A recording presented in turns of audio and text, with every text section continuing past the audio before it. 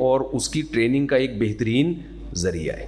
غلام کو کیوں کرنے کا غلام کے پاس آپشن نہیں ہوتا کہ یہ مجھ سے کیوں کروایا جا رہا ہے.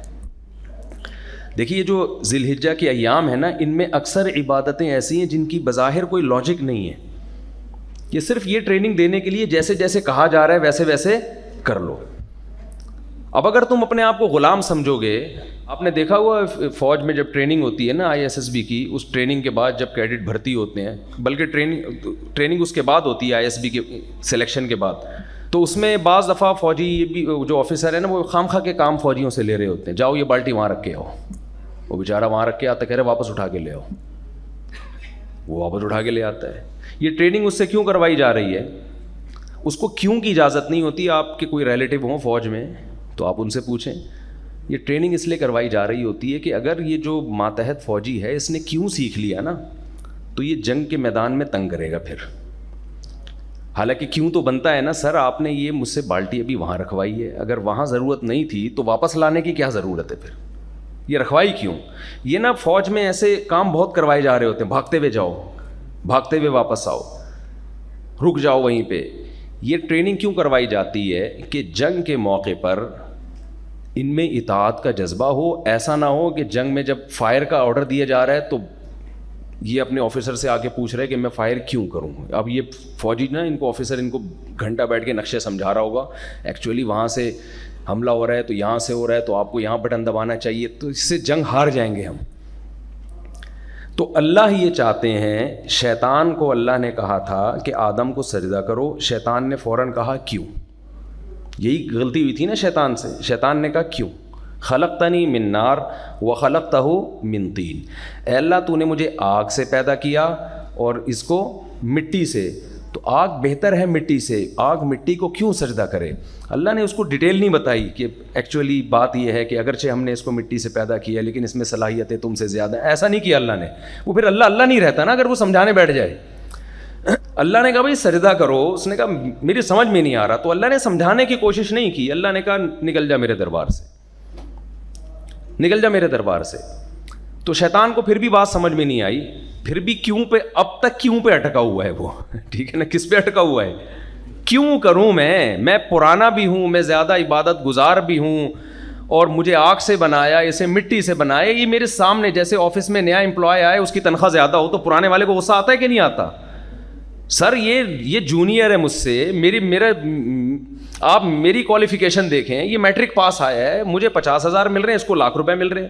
زیادہ باس سے لڑیں گے تو باس کہے گا بھائی کمپنی میری ہے، تیری ہے یا میری ہے، میری مرضی میں تجھے جتنا دوں. باس تو پھر بھی شاید بیٹھ کے سمجھانا شروع کر دے، مگر اللہ سمجھانا نہیں چاہتے. اس لیے نہیں چاہتے کہ پھر غلام تو نہیں ہوئے نا. یہ تو تم خدا ہو گئے، ہم تمہارے غلام ہو گئے، ہم تمہاری معاذ اللہ مخلوق ہو گئے. تو جیسے شیطان کے پاس کیوں کا آپشن نہیں تھا، ایسے ہی اللہ تعالیٰ نے، دیکھیں ہمیں اسلام میں جتنی عبادتیں دی ہیں نا ان کی لاجک آسانی سے سمجھ میں آ جاتی ہے. نماز ہر مذہب میں ہوتی ہے، روزہ میں ہماری باڈی کا فائدہ ہے، بہت ساری چیزیں ہیں، صلہ رحمی ہے، والدین کے ساتھ اچھا سلوک ہے، بیوی بچوں کے ساتھ محبت ہے. یہ سب چیزیں ان کی لاجک ہے. دنیا میں ہر قوم کہتی ہے ایسا ہونا چاہیے. بقرعید کے دنوں میں جانور کاٹنا، کوئی غیر مسلم پوچھے کہ اس کی لاجک کیا ہے، بھائی ہمارے گاڈ کا، ہمارے خدا کا، ہمارے اللہ کا حکم ہے، اس نے کہہ دیا ہم کریں گے، یہ بتانے کے لیے کہ ہم اللہ کے غلام ہیں. تو حج کے احکام بھی ایسے ہی ہیں. حج میں آپ بیت اللہ کا طواف کرتے ہیں. حج کی سارے ارکان ایسے ہیں جو دیوانگی پر مبنی ہے. اسلام صفائی ستھرائی کا درس دیتا ہے. احرام میں آپ صاف ستھرے نہیں رہ سکتے. اسلام میں سر کے بال رکھنے کا حکم ہے. ہمارے نبی نے کبھی بال سر منڈوایا نہیں ہے زندگی میں، کہیں حدیث میں نہیں ملتا، لیکن حج عمرے کے موقع پہ منڈوایا. اسلام دین فطرت ہے نا، تو اصولی طور پر یہی ہے کہ سر کے بال زینتیں رکھنے چاہیے. اسلام صلہ و لباس پہننے کا حکم دیتا ہے. ہمارے نبی بھی صلہ و لباس پہنتے تھے. گوروں نے یہ بات لکھی ہے کہ ہمیں لباس، صلہ و لباس پہننا مسلمانوں سے سیکھا ہے، ہم نے تہذیب مسلمانوں سے سیکھی ہے. لیکن حج کے موقع پر آپ کو صلہ و لباس پہننے کی اجازت نہیں ہے. تو نمازیں اپنے وقت پہ پڑھنے کا حکم ہے. حج میں آپ کو مزدلفہ میں مغرب کی نماز قضا کرنے کا حکم ہے. تو یہ سارے کام ایک عام روٹین سے ہٹ کے کروائے جا رہے ہیں. کنکریاں ماری جا رہی ہیں، حالانکہ وہاں شیطان نہیں ہے، اور اگر ہوتا بھی تو اس طرح سے تھوڑی مارنے کا حکم ہوتا، پھر تو اٹھا کے مارتے ہیں نا پتھر. آپ کا کوئی دشمن آپ کے سامنے آئے تو آپ کنکریاں ایسے ماری جاتی ہیں نا, تو اگر واقعی ہے تو پھر تو اٹھا کے مارو. لیکن کیا ہے, یہ تمام کام صفا اور مروہ پہ دوڑ رہے ہیں. حضرت ہاجرہ دوڑی تھی, اس کی تو کوئی لاجک تھی نا, بچہ پیاس سے بلک رہا تھا. ہم جو دوڑ رہے ہیں اس کی کیا لاجک ہے سوائے نقل کے, اور کچھ بھی نہیں ہے. یہ ساری ٹریننگ ہمیں کروائی جا رہی ہے کہ کچھ دیوانہ پن بھی, مجنون پن بھی اپنے اندر پیدا کرو. ایک شعر سنا کے بس اپنی بات کو ختم کرتا ہوں. لیلا مجنو کے واقعات قصے آپ نے بہت سنے ہوں گے نا. مجنو کیا کرتا تھا, لیلا جہاں رہتی تھی نا, تو پہلے زمانے میں محبوبہ تک پہنچنا آسان کام نہیں تھا. پردے کا ماحول تھا, مردوں کے پہرے ہوتے تھے. مجنون دیوانہ ہوا تھا لیلا پر. تو وہ لیلا کے گھر کے قریب جا کے جو گلی محلے کی دیواریں تھیں نا, ان کو چومنا شروع کر دیتا تھا اور چکر بھی لگاتا تھا. کبھی اس گلی سے نکل کے وہاں جا رہا ہے, وہاں سے نکل کے یہاں آ رہا ہے. تو لوگ اسے کہتے ہیں بے وقوف آدمی, اینٹوں کو چوم رہا ہے, دیواروں کو چوم رہا ہے, اور بار بار یہاں سے وہاں, وہاں سے یہاں. تو اس نے شعر میں یہ بات سمجھائی, کہتا ہے امر من الدیار دیاری لیلا اقبل ذا الجدار وذا الجدار وما حب الدیار شغفن قلبی ولکن حب من سکن الدیار. کہتے ہیں لوگوں میں پاگل نہیں ہوں جتنا تم مجھے بیوقوف سمجھتے ہو, ہوں مگر اتنا نہیں ہوں جتنا سمجھ رہے ہو. میں جو در و دیوار کے گرد چکر لگا رہا ہوں اور در و دیوار کو چوم رہا ہوں, خدا کی قسم ان دیواروں میں کچھ بھی نہیں رکھا. مجھے ان دیواروں سے محبت نہیں ہے. جو مجھے تانے دے رہے ہو نا, اینٹوں سے اور گارے سے اور چونے سے محبت کر رہے ہیں, نا, ان دیواروں کی نسبت میری محبوبہ کی طرف ہے. اس میں محبوبہ رہتی ہے, اس محبوبہ کی وجہ سے اس گلی اور ان دیواروں سے مجھے محبت ہے. تو حج کا فلسفہ اس عاشق نے اپنے ایک شعر میں سنا دیا. ہمیں بھی بیت اللہ سے بذات خود کوئی لگاؤ نہیں ہے, وہ تو پتھر کی اینٹیں ہیں.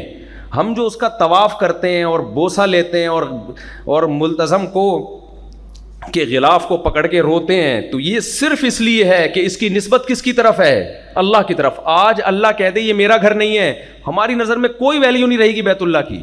ظاہر ہے نہیں کہے گا, اس نے تو قیامت تک کے لیے اس کو اپنا گھر بنا دیا ہے. تو ہمیں صفا اور مروہ سے بذات خود کوئی لگاؤ نہیں ہے. ہمارے رب نے کہہ دیا کہ میری ایک بندی تھی جو یہاں قربانی دی اس نے, اور اس نے صفا مروہ میں دوڑ لگائی, تو تمہارا حج قبول نہیں ہوگا جب تک اس کی نقل نہ اتارو. تو یہ ساری دیوانگی ہے, بیت اللہ کے گرد گھومنا اور صفا مروہ کے چکر لگانا اور جا کے کنکریاں مارنا, وقوف عرفہ کا طواف. کیسے ہے نا کہ یہاں سے پہلے منی جانا ہے. کیوں جانا ہے بھائی؟ نبی صلی اللہ علیہ وسلم گئے تھے. پھر منی سے عرفات جانا ہے. کیوں جانا ہے بھائی؟ اللہ کے نبی گئے تھے یہ بتانے کے لیے کہ اللہ کا حکم ہے یہ. پھر عرفات سے پورا 10 لاکھ 11 لاکھ 12 لاکھ کا مجمع مزدلفہ کی طرف جا رہا ہوتا ہے, ایسے چیونٹیوں کی طرح, جیسے بہت رش ہوتا ہے. آپ نے دیکھا ہوگا جنہوں نے پہلے حج کیا ہے, اتنا رش, اتنا کراؤڈ. وہ سارا مزدلفہ بھاگ رہا ہے کہ بس فجر سے پہلے میں وہاں پہنچ جاؤں. کیوں بھاگ رہا ہے بھائی؟ کیا ہے وہاں پہ؟ کیا مٹھائی بٹ رہی ہے وہاں پہ؟ کیا بالو شاہی بٹ رہی ہے؟ کیا ہو رہا ہے وہاں پہ؟ اس لیے کہ کس کا حکم ہے؟ اللہ کا حکم ہے. پھر وہاں سے سارے کنکریاں مارنے کے لیے جا رہے ہیں. بھائی کیوں اتنی جلدی؟ کیا ہے تمہیں؟ کس کا حکم ہے بھائی؟ اللہ کا. تو یہ ٹریننگ کروائی جاتی ہے کہ اللہ کے بندے بن جاؤ, اور پھر ساری زندگی کیا بن کے زندگی گزارو؟ اللہ کے بندے بن کے زندگی گزارو. تو جو اللہ کا بندہ بننے کے تصور سے جائے گا, وہ بندہ, پنجاب میں کہتے ہیں نا بندہ بن بندہ, سنا ہوگا آپ لوگوں نے.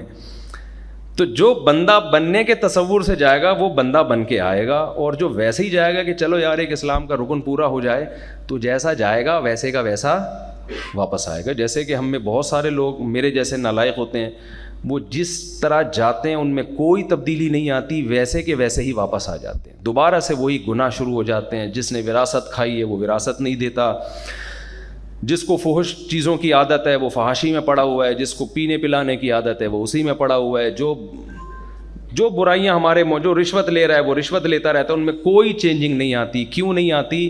اس لیے کہ وہ حج کے فلسفے کو سمجھے بغیر جاتا ہے اور ایک رسم کے طور پر وہ حج کو ادا کرتا ہے. تو اگر ہم یہ تصور دماغ میں رکھ کے جائیں گے کہ ہم نے اپنی زندگی کو تبدیل کرنا ہے اور وہاں ٹریننگ کرنی ہے کہ آئندہ اللہ کے حکم کے سامنے ہم کیوں نہیں کریں گے, جیسے جیسے رب کا حکم ہے ویسے ویسے ہم نے کرنا ہے, تو میں حلفیہ کہتا ہوں کہ حج آپ کی زندگی کو مکمل پلٹ سکتا ہے. اللہ تعالیٰ ہمیں سمجھنے کی, عمل کی توفیق عطا فرمائے. جزاکم اللہ.